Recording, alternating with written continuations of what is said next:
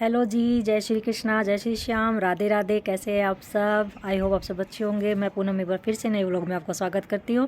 और शाम के बज चुके हैं 5 और मैं आ गई हूँ छत पे। और सबसे पहले आपसे रिक्वेस्ट है, अगर आप मेरे चैनल पे नए आए हो तो प्लीज़ चैनल को सब्सक्राइब कीजिए, वीडियो को लाइक कर दीजिए। और आज मैं आपको ना एक मेरा बचपन का किस्सा सुनाना चाहती हूँ, जो मेरे को आज अचानक याद आया किसी बात को लेके। और वो किस्सा मतलब ऐसा दर्दनाक था। और मैं उस टाइम बहुत छोटी थी, ज़्यादा बड़ी नहीं थी, मतलब तीसरी या चौथी क्लास में ऐसे ही होंगी।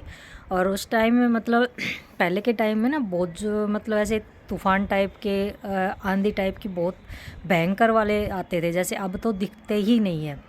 उस टाइम इतने भयंकर तूफ़ान आते थे, वो एक मिट्टी का पूरा घेरा बन जाता था जिसमें वो इंसानों को भी उड़ा के ले जाते थे। सामान तो बहुत दूर की चीज़ है। तो वो वाले भूकंप थे ना उस टाइम, मतलब भूकंप नहीं बोलते शायद उनको, हम तो ऐसे भभूड़िया बोलते थे जब छोटे थे ना, जब ऐसे बोलते थे भभूड़िया आ गया, भभूड़िया आ गया। वो मतलब पूरा मिट्टी का एक घेरा होता था। तो उसका एक बचपन का किस्सा याद है। मैं और मेरी मामी की लड़की, मतलब मैं वो छोटी थी और मैं उसको इतनी तो थी खिलाने लायक थी, तो मैं उसको खिलाने के लिए घर से बाहर ले गई, नानी के घर से। और वो टाइम दोपहर का था, गर्मी का, और ये ज़्यादातर गर्मियों में ही होते थे। तो मेरे को आज ऐसे अचानक याद आ गया कि कोई बात थी, तो मेरे को आज याद आया वो किस्सा। तो मैंने सोचा चलो आप लोगों से शेयर करूं कि पहले कैसे क्या होता था।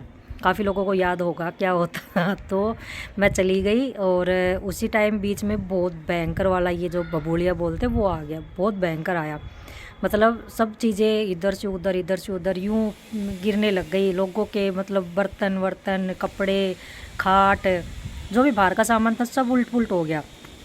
और मैं उस टाइम एक घर के पास थी, तो एक जो लोहे की चद्दर बोलते हैं पहले, तो एक लोहे की चद्दर ऐसे उड़ के आ रही थी यूं उस तूफ़ान से। और एक हमारी नानी लगती थी, वो उस नानी का मतलब भैंस वगैरह थी ना, तो वो अपनी भैंस को देखने के लिए आई थी कि मैं उनको देख आती हूँ, कहीं उनके ऊपर कोई गिर ना जाए। वो आई तो थी अपने पशुओं को बचाने के लिए, लेकिन कुदरती ऐसा आमना सामना हुआ उस चद्दर का और उस नानी का कि उसका जो ये गर्दन थी ना, ये धड़ से बिल्कुल अलग हो गई उस चद्दर से। और ये नज़ारा मैंने मेरी आंखों से देखा और मैं वहीं की वहीं सुन्न हो गई। और मैं उस घर में घुस गई, जो जिस घर के पास मैं खड़ी थी वो मेरी एक सहेली का घर था। उस टाइम मैं बहुत ज़्यादा डर गई कि ये क्या हुआ। तो किसी को, जब बाहर मैं अंदर गई तो मैंने उनको बताया कि ऐसे ऐसे ना बाहर पता नहीं क्या हो गया। और वो ऐसे मतलब वो चद्दर से नानी कट गई, मैं ऐसे बोली।